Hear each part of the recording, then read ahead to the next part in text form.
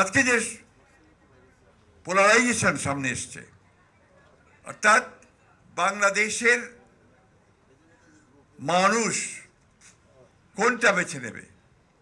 সে কি স্বাধীনতাকে বেছে নেবে, সার্বভৌমত্বকে বেছে নেবে, গণতন্ত্রকে বেছে নেবে, নাকি সেই পিছিয়ে পড়া যারা অতীতে আমাদের স্বাধীনতার বিরোধিতা করেছে, আমাদের সমস্ত অগ্রযাত্রাকে ব্যাহত করার চেষ্টা করেছে, সেই শক্তিকে বেছে নেবে? আপনারা দয়া করে যদি কথা বলেন, আপনারা এসে কথা বলেন এখানে, প্লিজ কাম হিয়ার।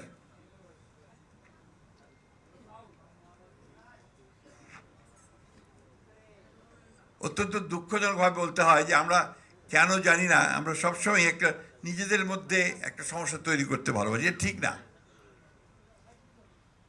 আমি যে কথাটা বলতে চাচ্ছি যে আজকে এই যে দুইটা শক্তি, আমি কথা খুব চিন্তা করেই বলছি আপনার, এইবারকার নির্বাচন কিন্তু দুটো শক্তির মধ্যে নির্বাচন। একটা শক্তি হচ্ছে বাংলাদেশের পক্ষের শক্তি, যেটা আমি আগে বললাম। এই শক্তি হচ্ছে উদার গণতন্ত্রের পক্ষের শক্তি।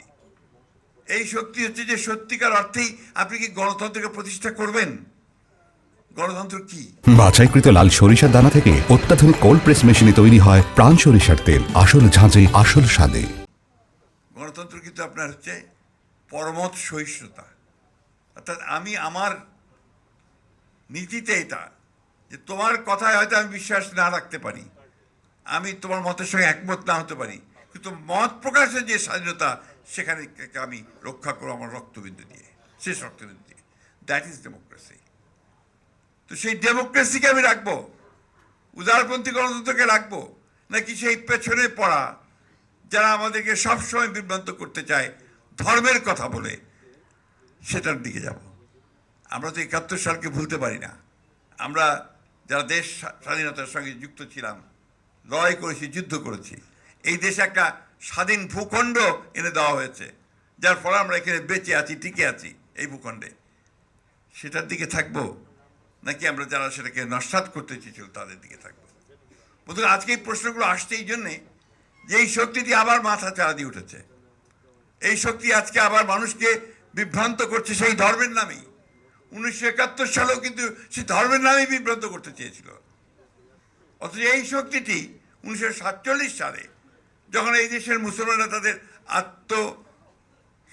যে সেলফ ডিটারমিনেশন, নিজেদের জেগে ওঠার একটা নিজেদের নিয়ন্ত্রণ করবার যে ক্ষমতা, শক্তি, সেটার জন্য যখন লড়াই করেছিল, 47 সালে স্বাধীনতার জন্য সংগ্রাম করেছিল, তখন এই শক্তি কিন্তু সেটি আবার তারও বিরোধিতা করেছিল।